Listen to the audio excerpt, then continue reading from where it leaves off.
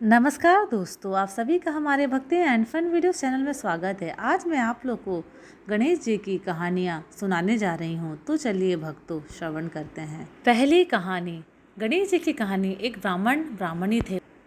उनका एक लड़का था। लड़का गणेश जी का परम भक्त था। दिन रात गणेश जी की सेवा में लगा रहता, घर का कोई काम नहीं करता। इससे ब्राह्मणी बहुत दुखी होती और लड़के को सारा दिन लड़ती और कहती कि घर का कोई काम धंधा कर। इस बात पर घर में रोज झगड़ा होता। लड़का बहुत दुखी हो गया और एक दिन गणेश जी भगवान का नाम लेकर घर से निकल गया और सोचने लगा, आज तो मैं गणेश जी भगवान से मिलकर ही घर आऊँगा। लड़का जय गणेश बोलते बोलते बहुत दूर गहने जंगल में चला गया और जोर जोर से गणेश जी को पुकारने लगा। लड़के को डर भी लगने लग गया। अब जोर जोर से रोते रोते बोलने लगा, जय गणेश की, जय गणेश जी की। तब गणेश जी का सिंहासन हिलने लगा। रिद्धि सीधी बोली, महाराज, कोई भक्त सच्चे मन से आपको पुकार रहा है, आपको उसकी रक्षा करनी चाहिए। तब गणेश जी भगवान बूढ़े ब्राह्मण का वेश धारण कर बालक के पास आए और बोले, लड़के क्यों रो रहे हो? तब बालक बोला, आज मैं गणेश जी से मिलने घर से निकला, चलते चलते इतना दूर आ गया पर गणेश जी भगवान नहीं मिले। आप बताओ गणेश जी भगवान कहाँ मिलेंगे? तब ब्राह्मण वेशधारी गणेश जी बोले, बालक घर चला जा, नहीं तो तुझे शेर चीते भालू खा जाएंगे। पर बालक लड़का नहीं माना, बोला, आज कुछ भी हो जाए, आज तो मैं गणेश जी से मिलकर ही जाऊंगा। गणेश जी भगवान लड़के पर बहुत प्रसन्न हुए और लड़के को दर्शन दे दिए।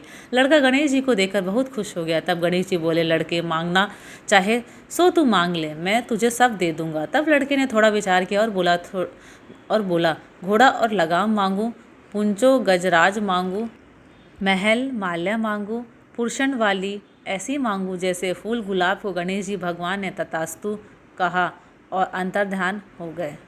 लड़का घर आया तो देखा झोपड़ी की जगह महल बन गया। बाहर घोड़ा खड़ा है, अंदर गया तो पीछे दुल्हन बैठी है। लड़के की माँ बोली, तेरे गणेश जी का तो बहुत पुण्य प्रताप हुआ है, आज से हम सब गणेश जी की पूजा अर्चना करेंगे।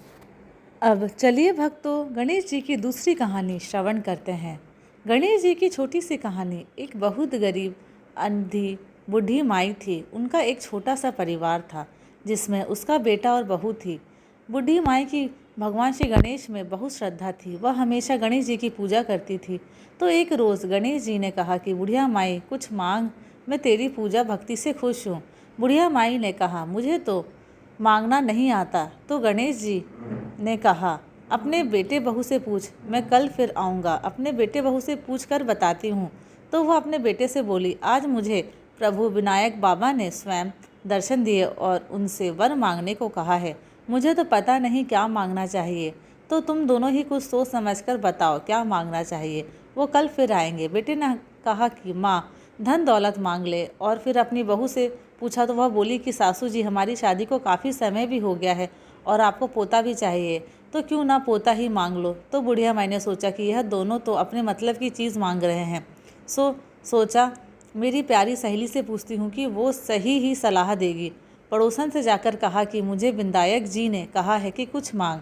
मैंने अपने बेटे से पूछा, बेटा तो कहता है कि धन मांग और बहू कहती है कि पोता मांग लो। तब पड़ोसन बोली कि ना तो तू धन मांग ना तू पोता मांग, तू थोड़े दिन तो जिएगी, सो आँख मांग ले।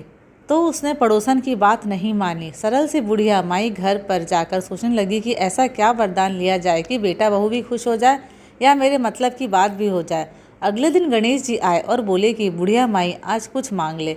तब वह बोली, आँख दे जिससे सोने के कटोरे में पोते को दूध पीता देखूं, सुहाग दे निरोग काया, 9 करोड़ की माया दे, बेटा पोते पर पोते दुनिया में भाई भतीजे सारे भरे पूरे परिवार को सुख दे, मोक्ष दे। तब गणेश जी बोले कि माई तूने तो मुझे ठग लिया और सब कुछ मांग लिया। और मुस्कुराते हुए बोले, परंतु जैसे तुमने कहा सब वैसे ही होगा। और यह कहकर गणेश जी अंतर्ध्यान हो गए।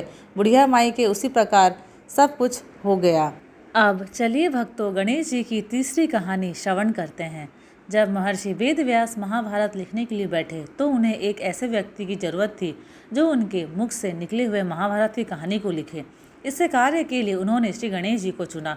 गणेश जी भी इस बात के लिए मान गए, पर उनकी एक शर्त थी कि पूरा महाभारत लेखन को एक पल लिए बिना रुके पूरा करना होगा। गणेश जी बोले, अगर आप एक बार भी रुकेंगे तो मैं लिखना बंद कर दूंगा। महर्षि वेदव्यास ने गणेश जी की इस शर्त को मान लिया, लेकिन वेदव्यास ने गणेश जी के सामने भी एक शर्त रखा और कहा, गणेश आप जो भी लिखोगे समझ कर ही लिखोगे।